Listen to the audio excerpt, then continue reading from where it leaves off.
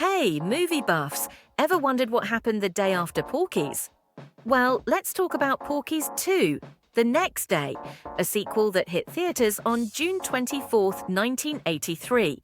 Bob Clark, the guy who also brought you A Christmas Story, came back to direct and write this one, keeping most of the original gang around. We've got Dan Monahan as Pee-wee, Wyatt Knight as Tommy, Mark Herrier as Billy, Roger Wilson as Mickey, Cyril O'Reilly as Tim, Tony Ganios as Meat, and Kaki Hunter as Wendy.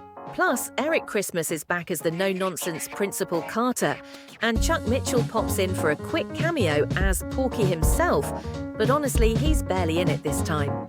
So what's the deal with this sequel? After Porky's lit up the box office in 1981, you know a follow-up was coming, especially with all the cash it pulled in. But instead of just doing another round of wild pranks and sex jokes, Clark switched things up. This time, the movie's more about making fun of censors, religious nutjobs, and racist creeps, mixed with the usual teen hijinks. Here's the setup.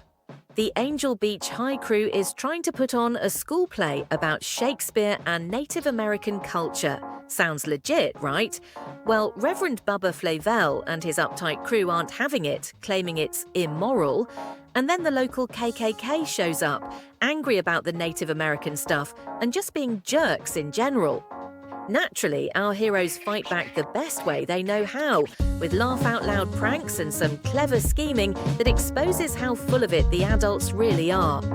Porky tries to sue the gang for wrecking his club last time, but honestly, that's just a side plot. If you loved the original just for all the raunchy laughs, heads up. Porky's 2 definitely tones the sex stuff down and turns up the satire. The nudity's still there, but the movie's more focused on free speech, poking fun at fake religious types, calling out bigots, and showing the kids outsmarting every adult in sight. Here's the thing, critics weren't really feeling it. Roger Ebert called it an embarrassment, ouch, and a lot of reviews said it wasn't funny enough for a comedy or sharp enough for serious satire. Some fans liked the bigger ideas, but a lot just wanted the wild humor from the first movie. Still, Porky's 2 did all right at the box office, $33 million in the US. Sure, the original made way more, like $105 million, but this was far from a flop. After this one, they went for a trilogy with Porky's Revenge in 1985, and by then the whole Porky series was basically the blueprint for every raunchy 80s teen comedy that followed. Even movies like Revenge of the Nerds and American Pie owe them a nod. And hey, did you know Bob Clark was busy in '83? He delivered both Porky's 2 and A Christmas Story just months apart. That's range. Yeah, Porky's 2 gets remembered as the oddball of the series, but some fans kinda love that it tried to do something a little different, even if it missed the mark for some people. So, have you actually seen Porky's 2 The Next Day?